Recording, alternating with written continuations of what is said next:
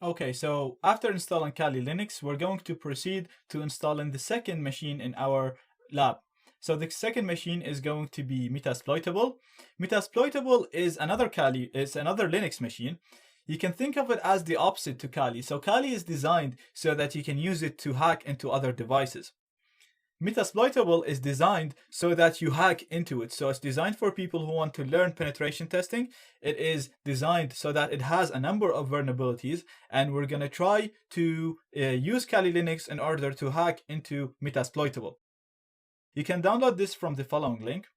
You will end up with a zip file like this one.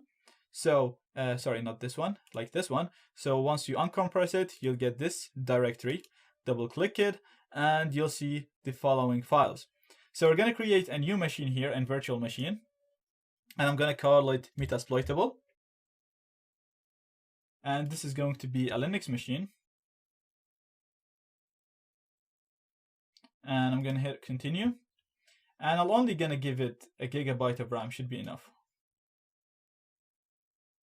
And then I'm going to use, remember with Kali Linux, we created a new virtual hard disk. With this, we're going to use an existing one. The reason for that is because the image that we have right now is actually, it's designed for VMware Player. So what we're going to do is we're going to import the hard disk file or the hard disk image in here, so that we're going to have a ready installation without having to install it the way we installed Kali Linux. So we're just going to use an existing virtual hard disk file, and I'm just going to navigate to select what it is. I'm going to go into the Metasploitable directory, and I'm going to select the .vmdk file. So it's this file right here. I'm going to click on open and create.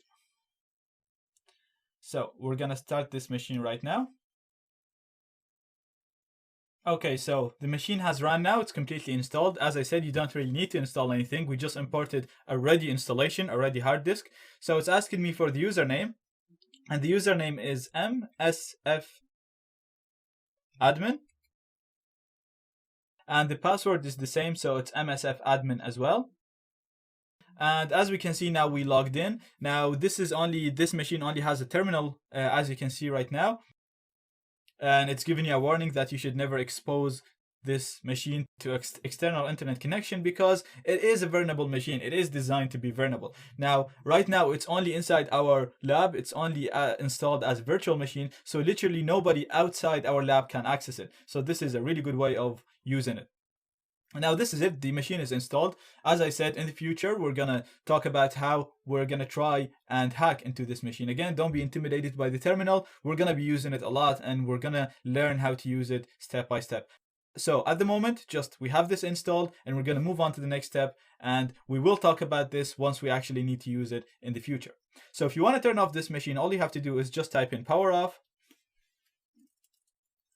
and hit enter. And it's telling you that you need to be root. So again, I'll talk about this later. For now, sudo power off. So just run the command like this. And it's asking you for the admin password.